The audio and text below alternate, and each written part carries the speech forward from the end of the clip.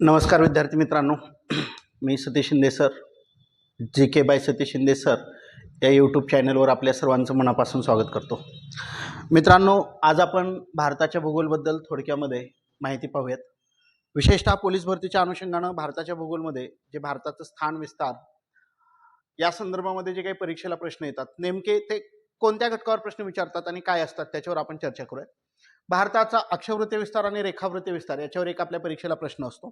त्याच्यामध्ये विचारत असताना विचारतात की भारताचा अक्षवृत्तीय विस्तार किती आहे. तर भारताचा असणारा अक्षवृत्तीय विस्तार हा सर्वसाधारण किती सांगता येतो, 15°8'4" उत्तर ते 15°8'4" उत्तर ते पुढे किती 37°7" उत्तर अक्षवृत्त याच्या दरम्यान भारताचा अक्षवृत्तीय विस्तार आहे. बरोबर आहे. आता हेच जर आपण नकाशामध्ये पाहिलं तर भारताच्या दक्षिणेस असणारं हे जे सगळ्यात दक्षिणेकडचं अक्षवृत्त आहे, हे अक्षवृत्त म्हणजे किती आहे, तर हे अक्षवृत्त 8°4'28" उत्तर अक्षवृत्त आहे.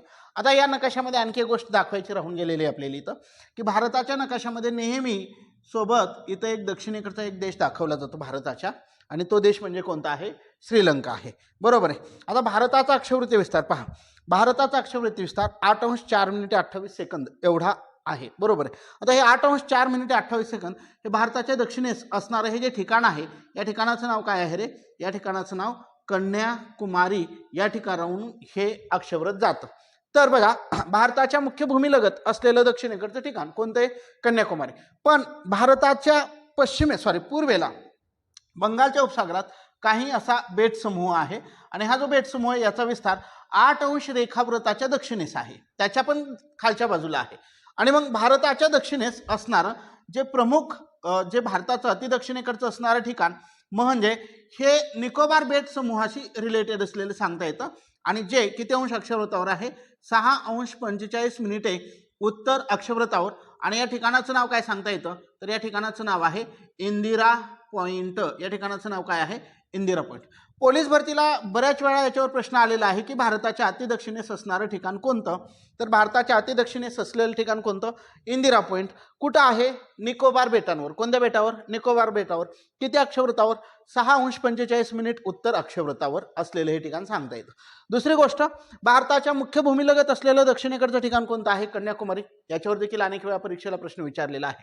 त्याच्यानंतर भारताच्या उत्तरेस असणारं जे अक्षवृत्त आहे, भारताच्या उत्तरेहून गेलेलं हे जे अक्षवृत्त आहे, हे अक्षवृत्त 37° किती मिनिटे म्हटलं, 7 उत्तर अक्षवृत्त असून भारताच्या उत्तरेस असणारं इथलं जे ठिकाण आहे, या ठिकाणाचं नाव आहे दप्तार हे ठिकाण आहे. भारताच्या उत्तरेस असणारं, अतिउत्तरेस असणारं ठिकाण कोणतं आहे, दप्तार. हा झाला भारताचा अक्षवृत्तीय विस्तार. भारताच्या अक्षवृत्तीय विस्ताराबद्दल आणखी एक प्रश्न असतो परीक्षेला आपल्या नेहमी, की भारताच्या मध्यातून गेलेलं अक्षवृत्त कोणतं आहे. याच्यावर एक प्रश्न आपल्या परीक्षेला नेहमी विचारला जातो.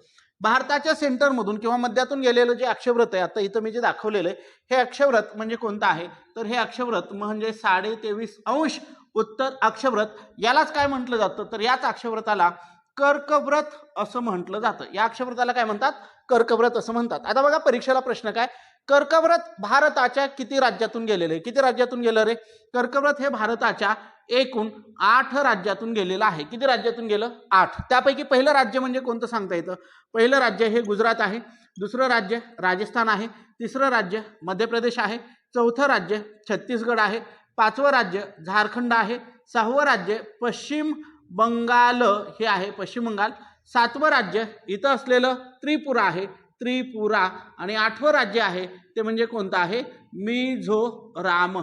असे किती राज्यातून गेलेले आहे हे अक्षवृत्त, 8 राज्यातून गेलेलं आहे. तुम्हाला सरळ प्रश्न असतो, खालीलपैकी कोणत्या राज्यातून कर्कवृत्त गेलं आहे अथवा गेलं नाही, याच्यावर आपल्या परीक्षेला प्रश्न विचारला जात असतो. तर भारताच्या किती घटक राज्यातून गेलेले, 8 घटक राज्यातून गेलेलं हे अक्षवृत्त 23.5°.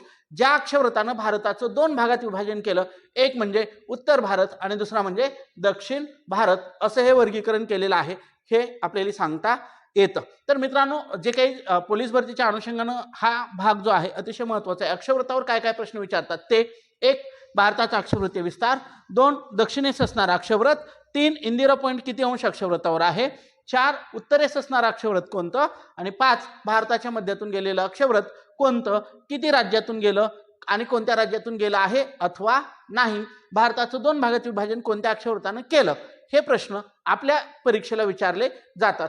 मित्रांनो, ही जी माहिती दिली अक्षरवृत्ताच्या संदर्भात, ही माहिती तुम्हाला कशी वाटली हे नक्कीच तुम्ही आम्हाला कळवू शकता. तुम्ही कमेंट्सच्या माध्यमातून तुम्ही ती माहिती आम्हाला देऊ शकता.